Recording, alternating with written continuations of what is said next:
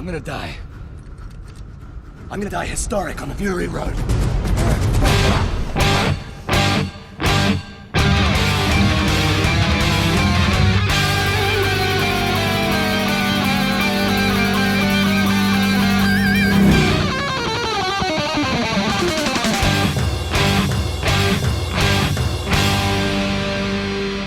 Welcome to the Mad Max Minute, where we give hangers on the boot in Mad Max Fury Road, 1 minute at a time. I'm Rick. And I'm Julia. And today we're talking about minute 28, which begins with Slit getting distracted, and it ends with Nux speeding through the storm towards the war rig.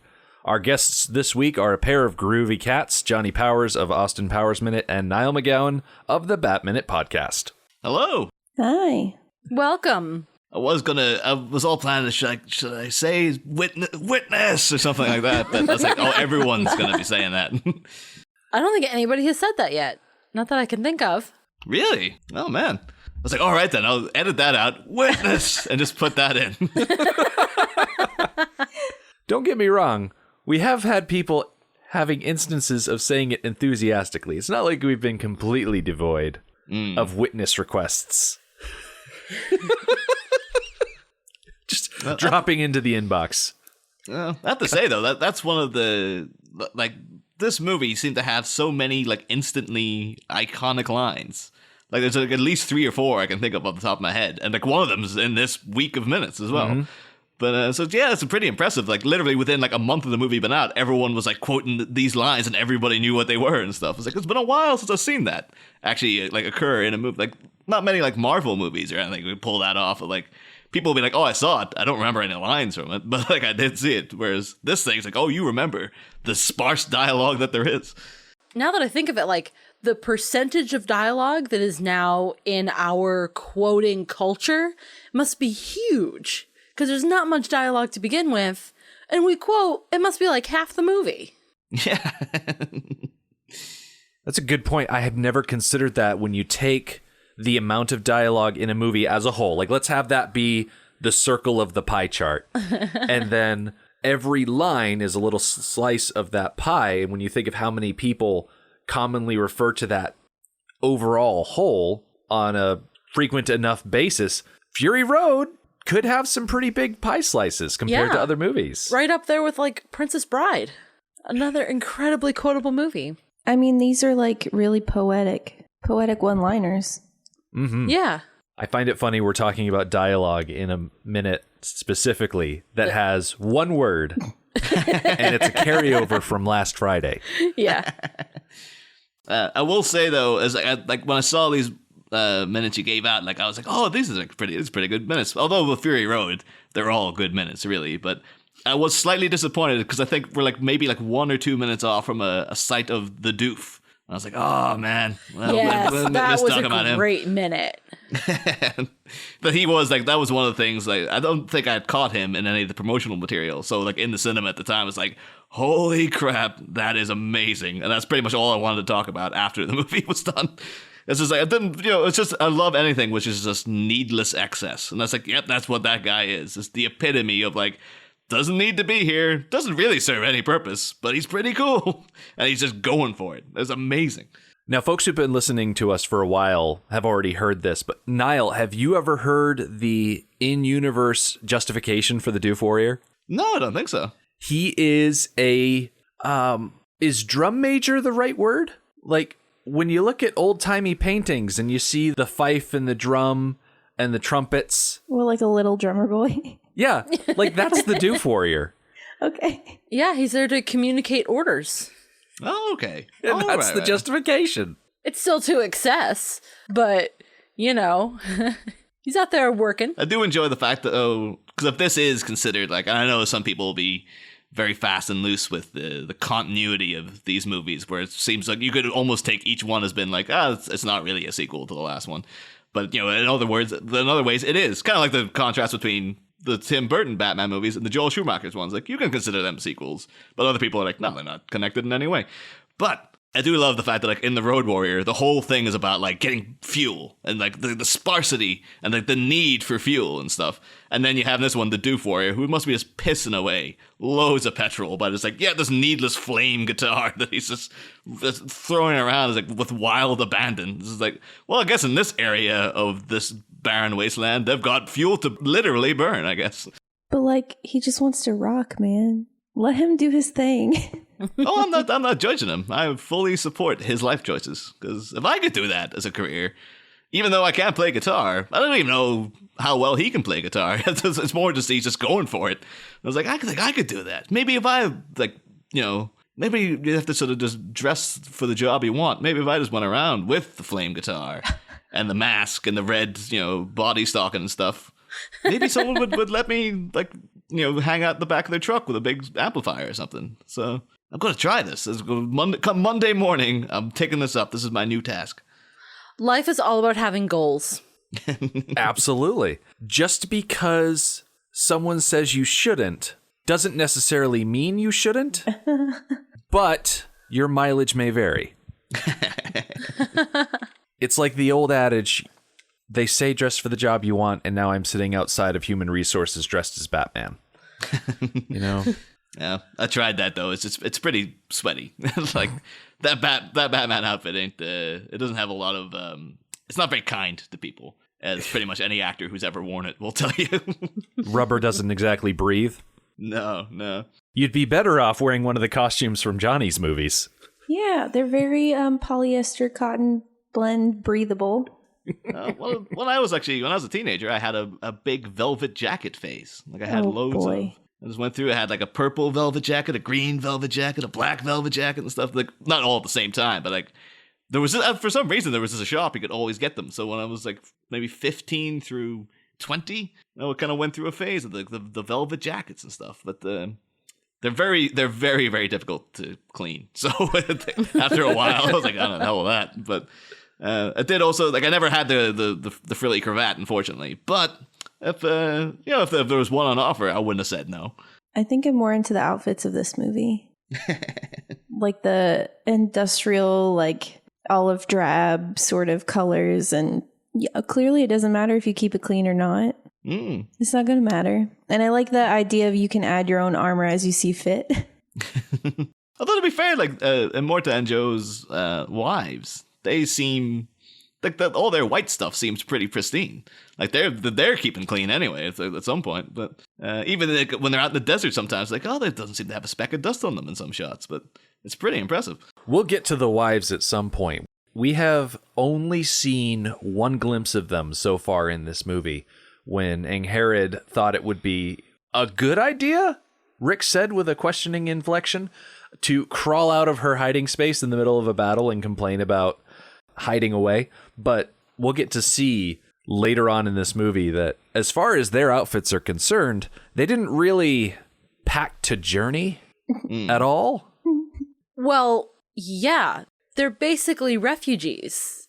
That's true. They didn't have much to start with. They just leave. When it's time to go, it's time to go. And you go with whatever you have on. And living in this perfect, pristine world, you know, they weren't wearing much.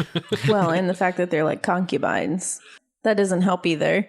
Yeah, being locked in a harem like that, you don't exactly have a wealth of clothing options available to pick from for any given situation. Speaking of picking things out of thin air, though, when we last joined Nux and Slit and Max on this car, we found Max pinned to the top of the car, and Slit's got this knife thing on the end of his hand. And I called it a punch dagger, and that was wrong, because it's technically a katar, which is an Indian-style weapon. It is still held in a closed fist, so it's similar to a punch dagger, but it's a bit more beefy. What it's not is typically something that would be used to decapitate someone. Stab, yes. Stab till the cows come home. Well, he's making do with what he's got. Exactly. He really wants to decapitate Max. He has a blade. He's going to make it work. But I mean, he's also high, so he's probably like, yeah, this will work. What Slit needs to be is focused, because as Nux calls up to him, alerting him to the giant sandstorm they're about to drive into, Slit turns his head, giving Max more than enough of an opening to take those tables and just turn him. Oh, yeah. It's quick. Oh, it happens so quick. It's beautiful. Well, we saw at the beginning of this movie, Max was up against an entire hallway full of dudes, and through punches and kicks, he beat all of them away and almost escaped, if not for, hanging from a crane and having nowhere else to go. Yeah. So if he can fight off a whole hallway full of dudes, what is one guy gonna do? I mean, it's pretty impressive that, like, I don't know, maybe you guys have to do, like, a running thing throughout the whole movie, but, like, every time I've watched this, I've always been distracted by, like, how much blood is he losing as well? Right. Oh, yeah, I even forgot about that. And the fact, too, like, the more activity you're doing, the faster your heart's beating. So he's pumping blood out of him. But it never seems to affect him. I kind of thought that was going to lead to something, like, maybe he'd feel woozy during, like, a fight or something because of the blood loss. But he seems to be okay, like, the whole damn movie. Like, even at the end, where he's just like, all right, just pump some of my blood. I got plenty, apparently. That's one thing we've never really examined. When you've got someone hooked directly from one blood vessel into another, is all of the blood in the vein that the needle is stuck into going out of the needle? Or is most of the blood flowing around it and only some of the blood is going out? Oh, I see what you mean. So the destination of the vein, is it actually getting anything? Plus, when the blood goes into Nux, like, he's already got a body full of blood, and it's not like you're just heaping loads of blood into a system that's already full of blood. I don't know how transfusions necessarily work. Like, Nux isn't bleeding, is what I'm saying. Right. He already has a body full of blood. He's adding to it. So how much can he hold? Yeah. What's the fill rate? I'm literally trying every way in the world to Google this. I'm like, how do I even This is what take happens this when we in? don't think of the important questions before we record. I've been caught out a few times of, like, recently on Batminute, where a guest will come in with a question and they're like, have you researched that? And I've been like, no. No. I guess I should have. It's like, all right, don't shame me, man. I'm just going to cut it out in editing anyway, so I look cool. I feel like we're caught at the end of the movie Contact, where in that movie, she's like, oh, they should have sent a poet. In this situation, oh, we should have sent a phlebotomist. Because they would know. A phlebotomist would know. They're all about that blood. My only memory of Contact is the joke in South Park of just someone mentioning it and Mr. Garrison throwing up and been like, waited through that entire damn movie to see the alien, and I was like, goddamn father. It's like, so that's all Contact is to me. And I was like, what, you don't see an alien in it? It's just their dad? Oh, the hell with that. I'm never watching that movie. That's what you get when you take George Miller off a project. Yep. I'm sure he would have forked out for the aliens, right? Oh, probably. He was going hard sci-fi with it, though, so I'm not quite sure what kind of aliens he would have got. But a lot of good came out of it. He got the rights to the Mad Max stuff back from Warner Brothers. They said, step away from the project and we'll give you Mad Max back. And he's like, okay. Oh, it'd be great if he actually knew what he was doing there, where he's just coming in and like, I am gonna drive this movie into the ground. And he's literally pulling like a producer's-esque sort of like, yep, we're doing all this. Oh, this movie is going to fucking tank. And then all of a sudden they're like, all right, just take the Mad Max stuff. Let's get off the goddamn Jodie Foster movie. Okay, it says 10 to 15 minutes. What, to transfer blood? Is that it? Or? To bleed out, I guess, technically. Okay. That's you're also the same thing as Rick. Your results may vary because sometimes it's faster depending on your heart rate, or if you're in an extremely action sort of situation, maybe faster than that. So when it says bleed out, I'm assuming that's open vein just pumping out. Well, it's saying like through an artery of some sort. Because the main thing that I'm caught up on, they sell these things. They are glass globes with spigots on them, and you fill it with water and you put it into a houseplant. And as the soil becomes saturated with water, the water in the glass thing stops flowing out of it. And as the water in the soil evaporates, the water flows from the glass orb to fill that void. I understand where you're going with that. The difference is that Max has a pump. His heart is pumping blood. Mm-hmm. So there is force on one side. Yeah. There's also force into wherever this is going, because I forgot, is it attached to Nux? Oh, yeah. It is, yeah. It's So he's right also into his wrist. pulling. That pump is pulling in because his body is circulating the blood through his own body. I guess it's all, it's just the circumstances of Max needs to survive, so of course he's going to keep going. But like I remember, I went for like a blood donation one time, and when I was in there, they're like, "Oh, you should really get like a taxi home. You shouldn't walk back after this." And I was like, "Why?" And they're like, "Well, you're losing blood, so you're gonna need time to regenerate." And I was just like, "Pah!" And then just like, "Oh, of course I'm walking back." And then like halfway up the road, I was feeling woozy and stuff. I'm like, "Okay, maybe I should have listened to them and stuff." So the fact that like not only is Max like still fighting here, the fact that he's like at no point in the movie do you see him even eating or doing anything to sort of replenish his own blood supply. He needs a cookie and orange juice. Yeah, exactly. That was the one thing Immortan Joe does for the people. Is like, all right, for the blood bags, okay, of course you've got to give them cookies and orange juice because they need it, of course. Well, you got to remember, Max isn't human. Max is a fairy princess. Oh. And this is the same guy that in Mad Max 79 got shot in the knee and the arm and then got up and walked away. Well, hobbled away. Yeah. I don't think he bleeds like a normal person. I have to say, too, extra kudos to Tom Hardy for just that thing in his face. Like, I'm always uncomfortable watching this movie because I would be so concerned that was going to poke me in the eye. It's so close. And it's just like, hey, you ever know one unfortunate twist of the head or like maybe you bang your chin off something and all of a sudden those spikes are just going into your face. So the fact that he had to go quite a bit of the movie, it's a good, like, maybe a quarter of the movie, he's got that thing on. Mm-hmm. It's like every day. And it's not even so much the fact that it's in danger that even in your sight, you'd be constantly seeing these things kind of up around your eyeballs. Like that in itself would have been more arduous than like, some of the stunts for me. I'd be like, I couldn't take that, just having that constant presence there. So, fair play to him for putting up with it instead of just going to like George Miller, like, you don't mind just lowering these a little bit so they're not like right up in my friggin' eyeballs? Yeah, but he did Bane before this, so he's like used to stuff on his face. Yeah. He's been training for this moment his whole life. Like he was the one who originally pitched the Bane mask to Chris Nolan. It's just like, I've got this Mad Max film coming up. Do you mind if I just test out a few masks? And it's like, oh, all right, Tom. It's like, as long as you don't do like a silly voice or anything under the mask. Like, of course not, Chris. Of course not. Yeah, see, that's the thing, Niall. You merely adopted the full face mask. Tom Hardy was born in it, molded by it. He didn't even sport a bare face until he was already a man.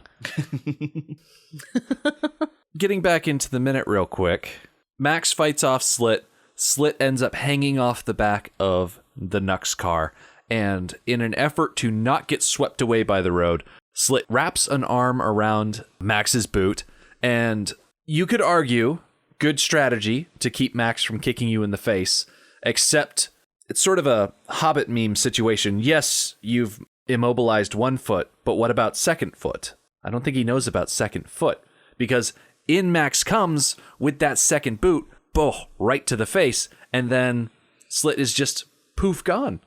Yeah. And so is the boot. Yep. Mm-hmm. For people who love feet, this is one of their favorite shots, I bet. Don't co-sign that. Don't do that.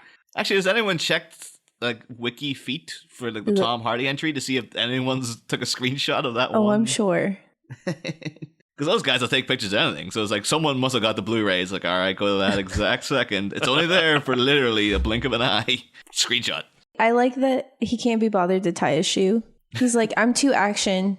I can't be bothered to tie my shoe. I got to be able to slip it on, slip it off for these sorts of instances. Plus, as we see, there are no socks in the post-apocalypse. So if you leave your boot untied, it's easier for air to get down inside and help it breathe. Still smelly. Oh my God. Yeah, that sounds incredibly unpleasant. I try incredibly hard not to think about how things smell in the post-apocalypse. I try really hard. I can imagine, though, like, because the whole world is basically a dung heap at this point, you probably got nose blindness to pretty much everything. I can imagine if they came across like a beautiful oasis and everything that had like proper like tulips and stuff, they'd be like, "What the hell is this? This is awful," because it doesn't smell like the dank and the sweat and the just the harshness of the rest of like our lives. So like, you know, I'm sure like a smelly boot is nothing to the people of the post-apocalypse. So Slit rolls away. He's left behind in the dust cloud. I'm sure he's fine.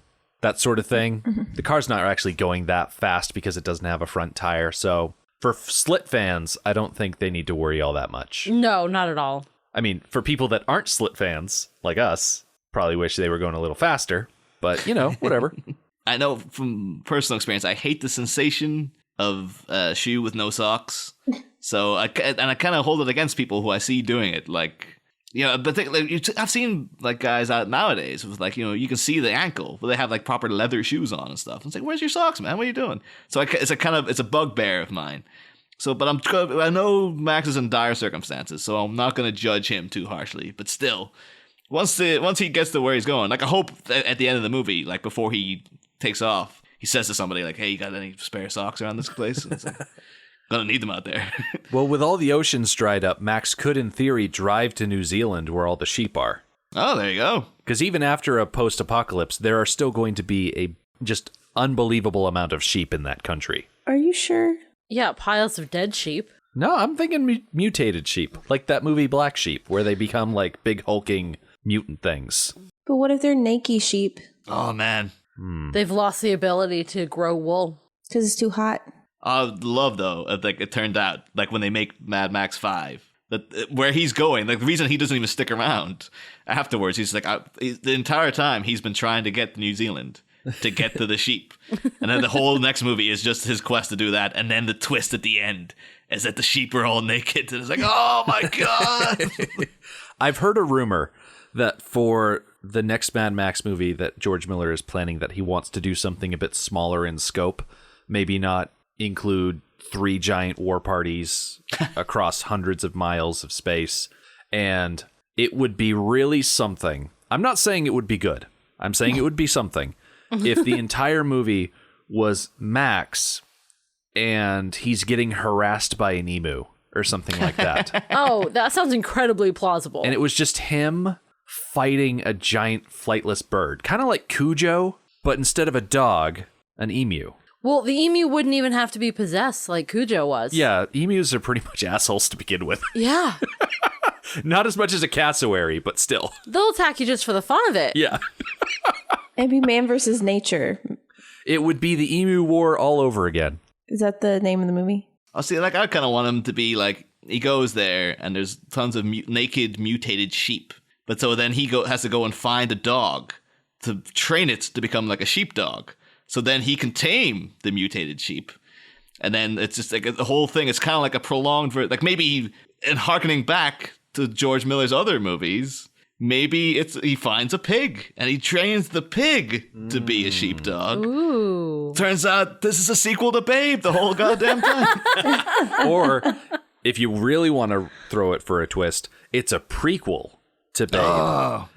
And by the time the Babe movie comes out, the old farmer is secretly Max, and society has just recovered in some way. That farmer was such like a kind of monosyllabic asshole as well. It's like that totally works. That's 100%. That's my headcanon now. Thanks for that. Like, plus, that's why all the animals are talking. It's like, oh, they're mutated animals. Like, you know, he's just ignoring them. Like he can hear them, but he just doesn't talk back to them.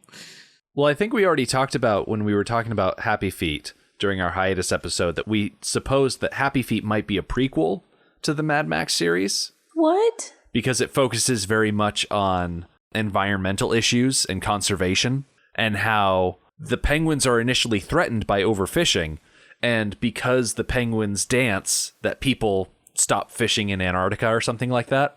And we theorized that because all of the fishing moved out of Antarctica, it put pressure on the nations, and there were different demands that cropped up. And so because the global trade situation changed because of the dancing penguins, then society fell apart because shortages started happening. That's okay. I'll die for dancing penguins. We're just looping all of those George Miller's movies together, just because. I was like looking to see like if this happened, like Johnie driving around the post-apocalypse now, and everyone else is just like, oh, it's so awful, the goddamn penguins. And she's just like this hardened Mad Max character of like, fuck it, no, it was totally worth it for the penguins. I'll have like a a little like peeker sticker of penguins. And I'll play like Happy Feet music in my car. And I'll just be like, everybody, it was me. It's the reason this is like this is because penguins rock.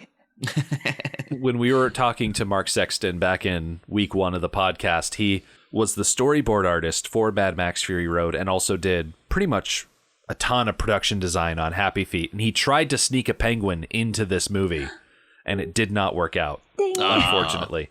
They were able to sneak a gremlin into Beyond Thunderdome, but they did not sneak any penguins into Fury Road, There unfortunately. should have been a penguin drawn on the guitar, the flaming guitar. It's like, how can you not sneak it in? It's like, it's literally, you could put anything in this movie and I'd be like, yep, fine, I'll go with it. Like, I don't understand where does the line Miller draw? Like, where does he put it? Just like, no, that's too silly.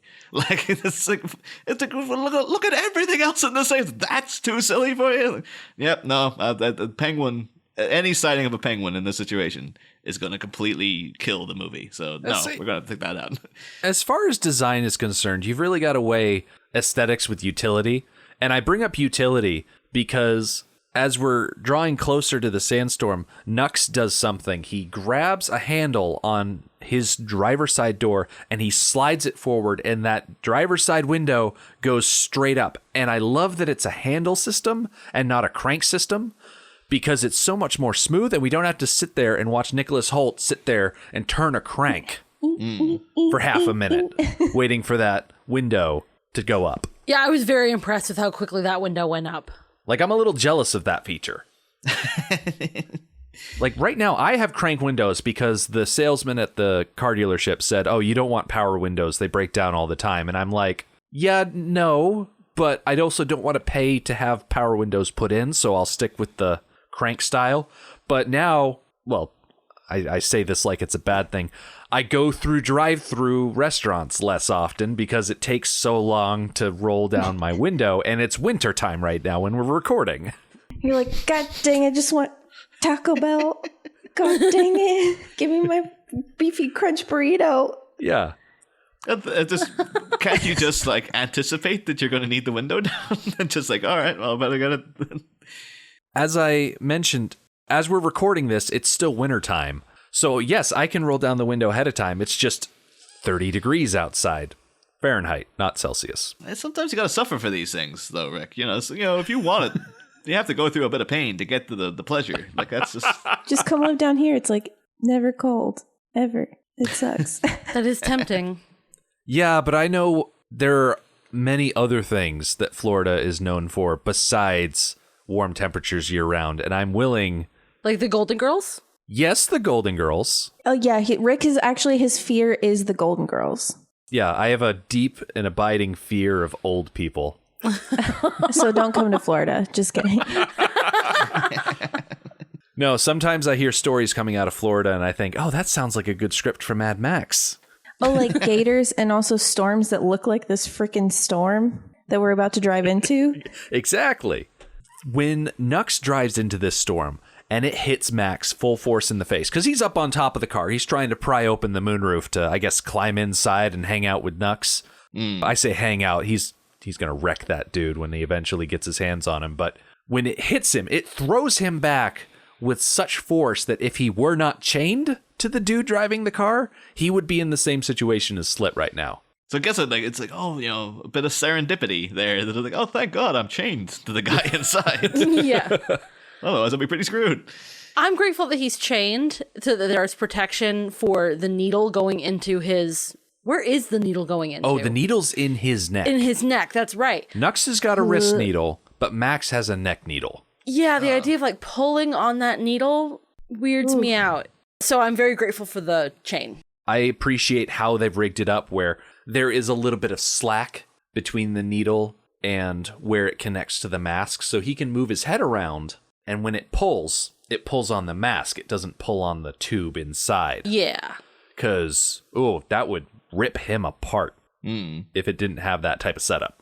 I will also say I very much appreciate Tom Hardy's very subtle Mr. Bean impression. And as he's tugging, so he gets up there and he does a kind of I was like, oh, that's a Mr. Bean impersonation. He just slipped one in. It's like, oh yeah, they can't get a penguin in, but I'm getting a friggin' Mr. Bean impersonation in this movie if it kills me.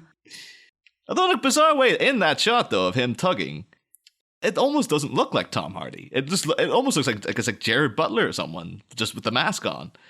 Although it's just the circumstances. Like I've got that shot frozen at the minute. Okay, there like have Tom been Hardy other moments where I thought that it has looked like Gerard Butler.